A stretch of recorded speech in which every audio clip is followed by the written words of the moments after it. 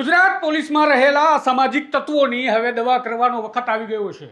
DGP શું કરી રહ્યા છે, રાજ્યની સરકાર શું કરી રહી છે એ સવાલ છે। કારણ કે એક દિવ્યાંગ વ્યક્તિ જે આંખેથી જોઈ નથી શકતો એ પ્રજ્ઞાચક્ષુને એક મહિલા પોલીસ કર્મચારી આવે છે, પોલીસ સ્ટેશનમાં તેને ઢોર માર મારે છે। એનો વાંક ગુનો શું હતો એ પૂછ્યા વગર, અને જે પોલીસ સ્ટેશનમાં માર મારવા માટે બીજા પોલીસ સ્ટેશનથી પીએસઆઈ મેડમ આવ્યા હતા એ ખબર જ નથી કે અમારા પોલીસ સ્ટેશનમાં આવીને કોઈ મહિલા પોલીસ કર્મચારી કોઈ પ્રજ્ઞાચક્ષુ વ્યક્તિને ઢોર માર મારી ગયું છે। આ બધું ધતિંગ શું ચાલી રહ્યું છે? અમદાવાદ પોલીસ કમિશનરે પણ આ બાબતને ધ્યાને લેવી જોઈએ। જો નથી લેતા તો ઢાંકણીમાં પાણી જરૂર લઈ લેવું જોઈએ।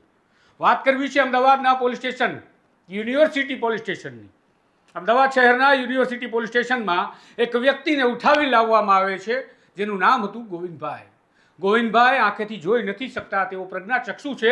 તેને અંધજન મંડળે પીએસઓ આપણે જે ડબ્બો આપે, જે ધંધો કરવા માટે એક લારી આપે એ પ્રકારનું લારી આપી છે, અને આ સંસ્થાએ લારી આપેલી છે તેમાં તે વેપાર કરતા હતા। અને ત્યાં બાળકો વારનવાર કોઈ પડીકા નાસ્તાના લઈ જતા હતા।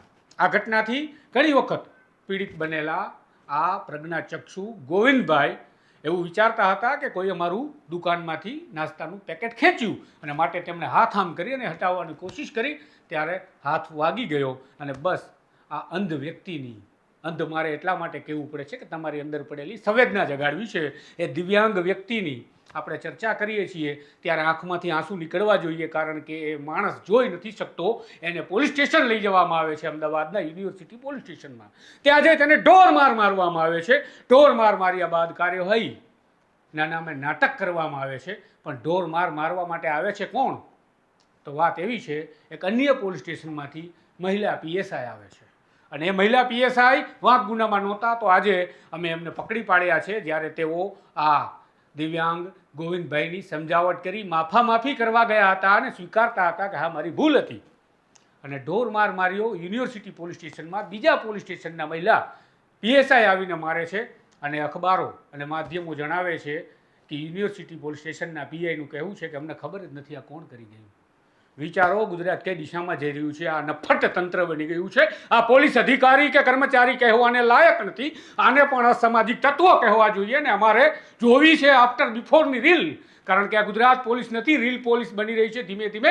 હું વારંવાર કહું છું કે આખા ગામની રીલ બનાવો છો, બનાવો આ મહિલા પીએસઆઈની રીલ, મગાવો એની પાસે વિડીયોમાં માફી, કરાવો એની પાસે સ્વીકારેના ગુનાનો કે હા મેં આંખે ન દેખી શકતા અંધ વ્યક્તિને, દિવ્યાંગ વ્યક્તિને વગર વાંક ગુને ઢોર માર મારીને ગુનો આચર્યો છે। હું બે હાથ જોડું છું, અમારે સરઘસ જોવું છે એ વ્યક્તિનું અંધજન મંડળની સામે કે જે મહિલા પીએસઆઈ અને જે પોલીસ સ્ટેશનમાં માર મારવામાં આવ્યો તેના પીઆઈ બંને ત્યાં માફી માંગવા માટે જાહેરમાં સરઘસ સ્વરૂપે આવે છે કે કેમ? અમારે જોવું છે આ ગુજરાતની સરકાર કેવી પાણી હારી છે, અમારે જોવું છે અમદાવાદના પોલીસ કમિશનરની ક્ષમતા કેટલી છે, અમારે જોવું છે કે નાગરિકોની સુરક્ષા માટે આ ગુજરાતની પોલીસ શું કરે છે, અમારા પોલીસ અધિકારીઓ શું કરે છે।